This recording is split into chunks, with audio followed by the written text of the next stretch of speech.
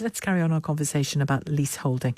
The Competition and Markets Authority has named 4 of the big property developers, saying they found what they regard as worrying practice. You've been telling me what the real-life upshot of that worrying practice has been for you. Ben in Sutton, hello there.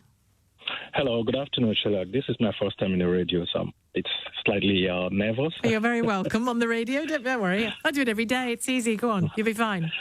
We bought our property about 3 years ago, and we discovered when we tried to remortgage, out of curiosity, my wife and I were just discussing, okay, let's try and see if we want to extend the lease, what the cost will entail. And to our surprise, when we did spoke to our freeholder, it came to it was a big shock because we thought it would be around, say, 25,000 benchmark, because we spoke to a few people we knew and they said that's usually the price range.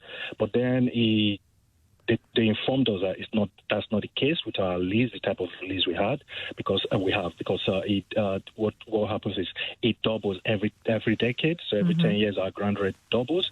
For now we're paying something 500 yearly. So in 10 years time it's going to double to less than 10 years ago, bought it now for some years now, to about 1,000. So we try to negotiate with them to say, look, the price is quite unrealistic, given the price of the property itself.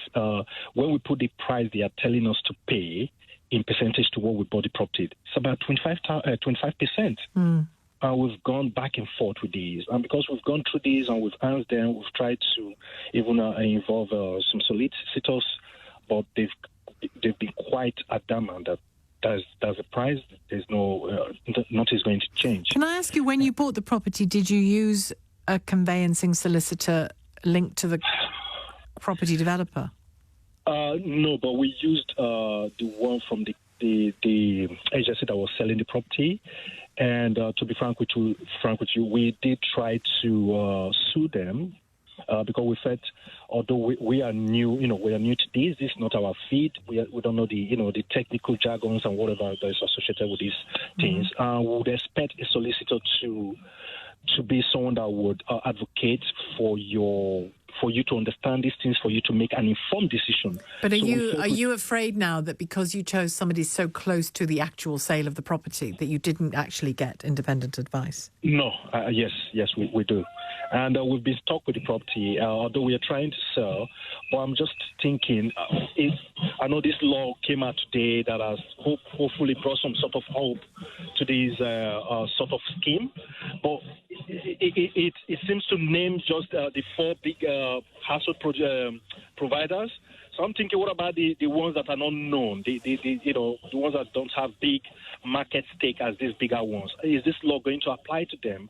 Because this thing is causing a lot of distress. We've gone through so many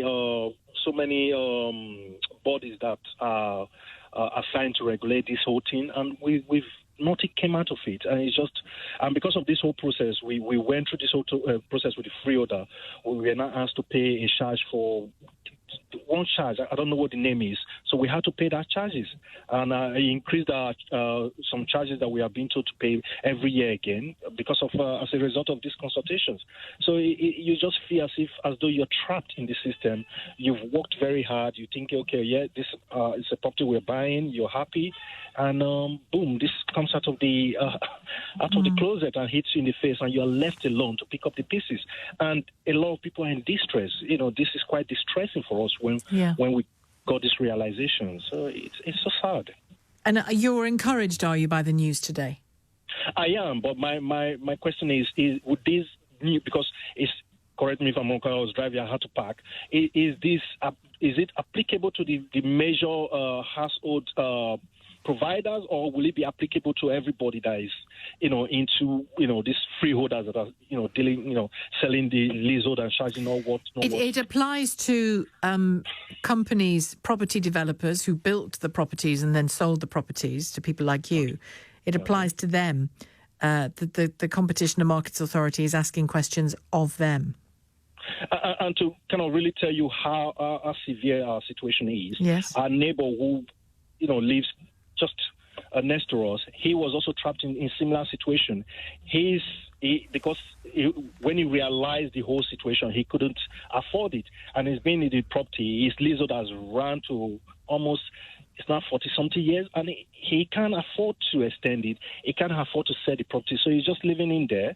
And we are thinking, gosh, this is not fair. At least if we can't buy off the lease, at least give us the opportunity to extend the lease, at least to put some market value to the value to the property, Yeah, or sell you the freehold. I think selling the freehold is what they should do.